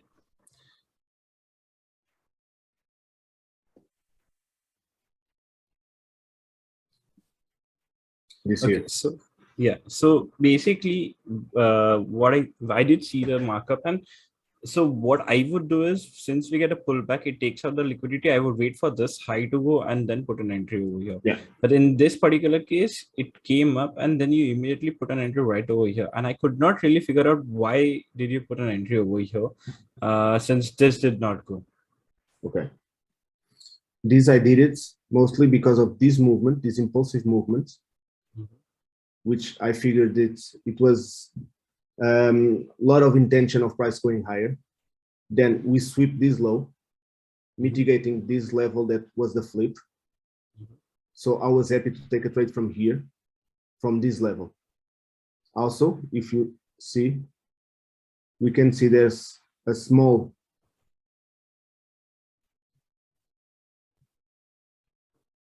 supply here that makes price come lower, and then it breaks. Okay. So this level was pretty valid to me, although it was risky and not that clean. It was a valid level. I didn't take this trade because I saw it late, but if I had seen it, I would have taken it. No, I basically, because this is something that I am having struggle with. Like, I would probably put an entry over here or an entry after this goes on into here and playing the reaction is something that I still am having trouble with. So I could not really understand, and hence I asked. And it was valid. And also you could took a trade from here, for example. Yeah. In the continuation. Is that because we swept this? Yeah. Okay. I see this is a sweep. Price ranged here, came down, break this range, and then came down to sweep these zones. So this is well investment for me. Because I took an L today with regards to this, like considering the demand in VIX. If in today's 15-minute, in today's a big move that you just explained about, it kind of did break through the VIX, but the supply did not hold, and I did take an L over there. I think I shared the markup with you, but I think I'll stop now because I know what mistake I did in that particular trade. It's still, I'm not still sure when I should consider the VIX as supply or demand, or first supply or demand and stuff like that. Okay. Here this week I just did use it just to justify this movement. Price stopped here for some reason, and then come and broke it. This reaction, price always reacts to something. We just need to find it where. Okay. Makes sense. Thank you. Thanks a lot.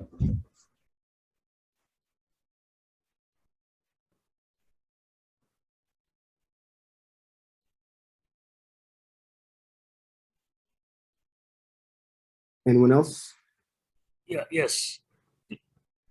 Please, I need more clarification. You've actually answered my first question about that liquidity from Himanshu's question. So now the next question I have is, I need more explanation on your longs, the two longs you took and took PE. Here? Yeah, exactly. Two longs from the 15 minutes perspective. From the 15 minutes perspective? Yeah. Or is you took the long based on the 1 minute? Yeah. Solely based on the 1 minute without any. No, I took this after this move. This was a news move. Okay. Price mitigated. I was expecting a short. These were longs to shorts. It was not long-term movements. Okay. As longs is counter trends. Oh, okay. At the moment, when I started seeing demand holds, I was starting to search if supply would starting to fail. And after I see this, I started to search long just till hit to this level. My idea was to take profit here to short from here. Okay.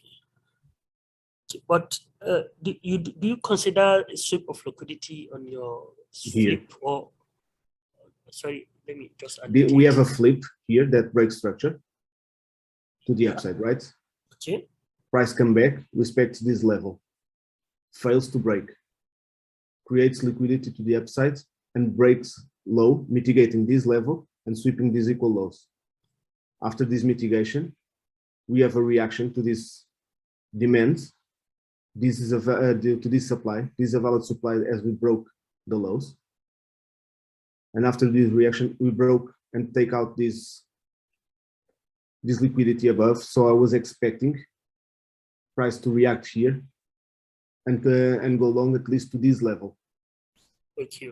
My take profits were here because this is a counter trend. So my take profit would be on the next supply or next demand level every time I take counter trends trades. So now my question now is, you see, for this supply, you have a sweep. Did you consider this sweep? And but for this, there's no flip. There's no sweep. Was this sweep of liquidity enough for you to validate this flip that you took the long from? It is because demand was still in respect. I could have taken a trade from here using this as inducement, but I wanted to see demand held.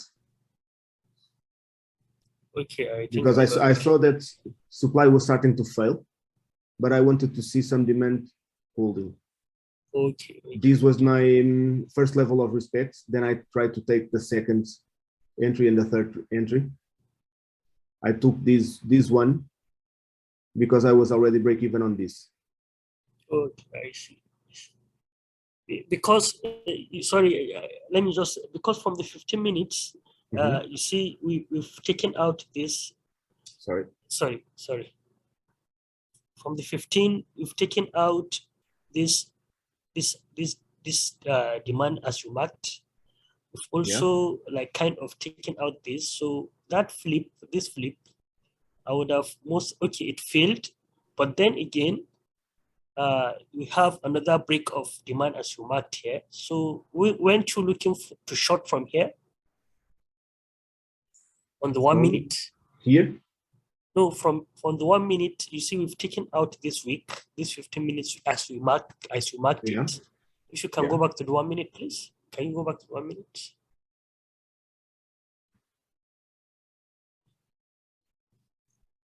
So we've taken this demand, which is a week on 15, this, and then we have this flip. So it failed, but then again we took out another demand here. So, and we have like a chain. I didn't look at this as liquidity. I looked at it as a chain. Wouldn't have taking a short here, would it be valid to take a short here, expecting lower prices? I wouldn't take a short here because there is no liquidity taken to the upside at this moment. Also, demand was holding. So if this didn't go, and also if you see here, we left equal lows here. They've been swept by this. Oh, I see. And demand still held. So I wasn't searching for shorts from these zones. I was searching for shorts from this. This is why I took these longs, because even though longs on this zone, we are on premium zone out of under 15 minutes. Longs are risky. I knew the risk, but I took it because it made sense for me, and also it was fast break even. Okay. I think I got it now. Thank you very much. Thank you very much.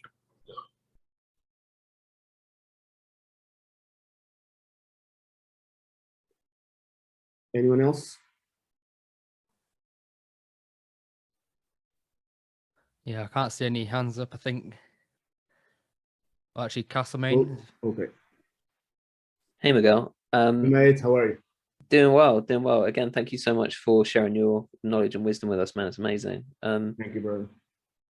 You were obviously going long to try and hit that POI to then short. Yeah. At what point were you like, no, it's not going up there, I'm just going to short from where I am, and then you got into that short? Like, what went through your head to make you realize that, you know, it wasn't going to go up there, and that it was best to just look for shorts instead of just trying to log it? When price swept this, I was still waiting for this zone. If we hadn't left this inducement here, Gotcha. because price could probably or trade from this extreme or come higher. Then I would play a reaction from this or wait from this. As we had all of this inducement created here, I was comfortable on choosing this level to take the trades. And also, if you see, this zone is inside a 15-minute zone. Yes. We already mitigated a 15-minute zone inside the 4-hour here. It was refined when we had these movements. And here we created a new 15-minute zone when price came lower. So as I was confident that price could go from here. If it hadn't come from here, I would trade a reaction from probably this high. Cool. Yeah, perfect. That makes sense. Thank you, man.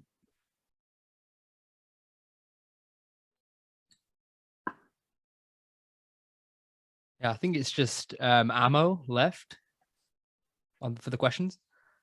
Yeah, Alex, Yeah. do you mind if I fire a question on EU before you take on? Oh, sorry. Yeah, of course. Yeah. Yeah. Mikkel, we spoke in the morning about the weekly time frame that was marked by Blackwatch in his video. I'm still not clear why haven't we yet tapped it into a weekly demand zone, and why is the demand zone below where we are currently? If you can explain. Here, this demand. Yeah, like I believe what Blackwatch because marked on. Blackwatch selected this one. No, it was not that far. Apparently, it was something like this. Sorry. Yeah. What's here it means is that most likely price, we are bearish, right? Yeah. We failed to take the highs. Price is coming lower. Price may well come to take these lows, or at least this liquidity hole that we have here. This is the last level that's left to be taken. This one was gone. This one is gone. And there's nothing more unless this level to be gone. So probably is expecting something from here, these zones, lower this level. And it's valid and it can happen. We now could play just a pullback on the 4 hours that we already made, and price now can come lower. And after breaking that low, we might see the true pullback on the daily and weekly. This is also positions. We are not going to predict price. We react to what it does. But this is one of the things that can happen.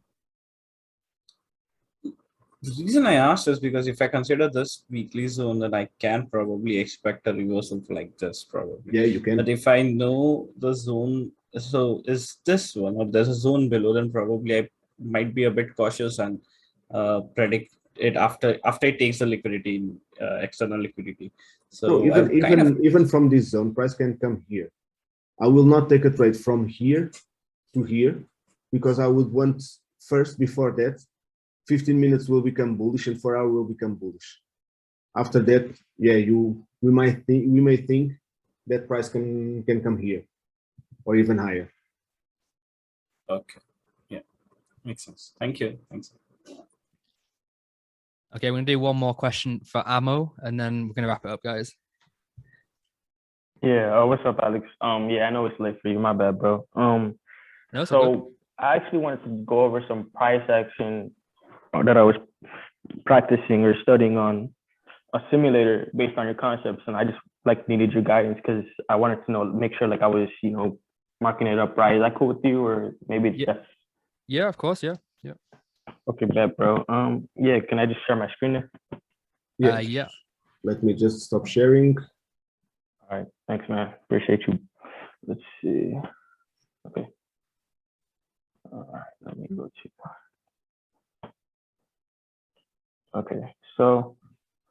Okay, so basically the 4 hour is bearish. Just so I don't do the whole breakdown, the 4 hour is bearish right now, and I was playing 15-minute continuations, like short, to basically take out the weak low for the 4 hour. So like right here, I have my 15-minute high right here, and then the low. Yeah. So for this level right here, right, we don't have any structural liquidity, right? Yeah. So I was gonna look for it to be built here to the right.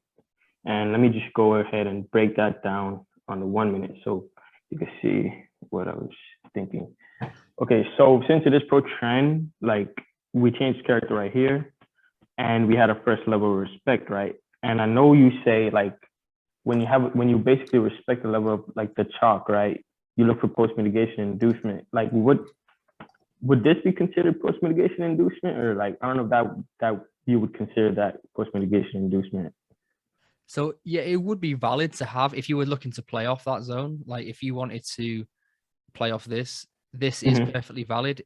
Overall, in terms of the structure, like I said, on the 15-minute, there was nothing to the left. We could argue that this entire move could potentially be the liquidity building stage, but it is perfectly valid as well. So like you say, have that post mitigation inducement available, which would be here. So this would be perfectly fine to play. But then if it does go for a loss or a break even, we can understand it, or we can justify, what happened basically. So it's still valid to play. Okay, I see. So yeah, here like we basically swept it, right? And then basically we still saw this hold. So you would look for that first level of respect right here as well, right? Yeah. So basically the process would start again. We'd say, okay, it was grabbed, but then we mitigated demand and demand continues to hold. So then if we were to look for any more sells, we'd kind of wait for this same process again.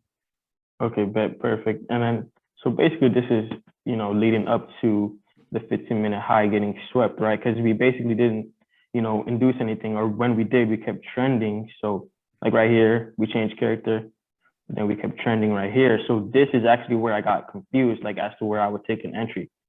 So we swept the 15-minute high, right? And I was thinking like, okay, so would this be a point where, like this decision right here, would this be a point where you would take the entry, or would it be right here? Because this was actually the last point of demand before the sweep. It'd be whatever caused this failure.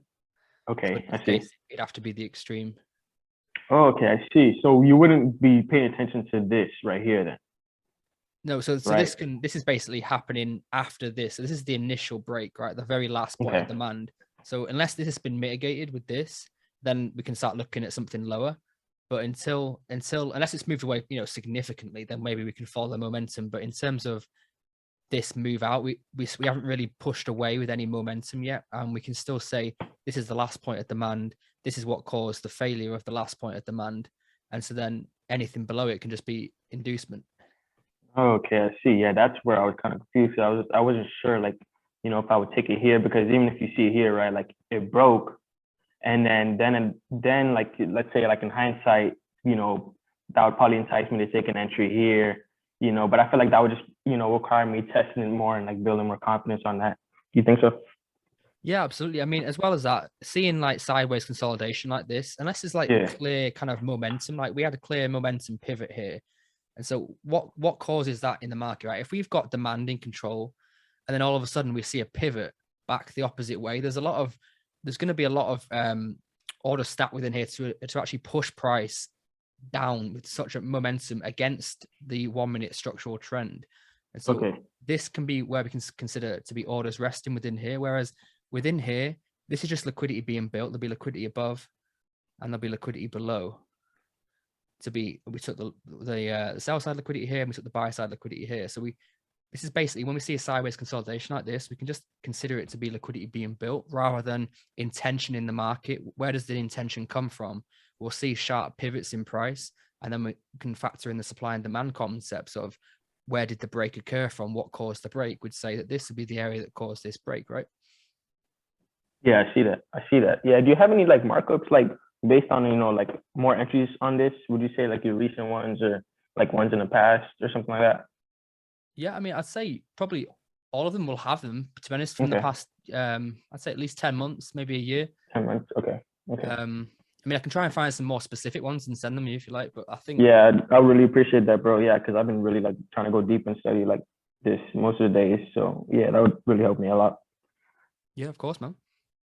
All right, yeah, that was pretty much it, bro. Yeah, thank you so much for that clarification. That definitely clears it up for me. Yeah, thank you. No problem. All right, stop sharing.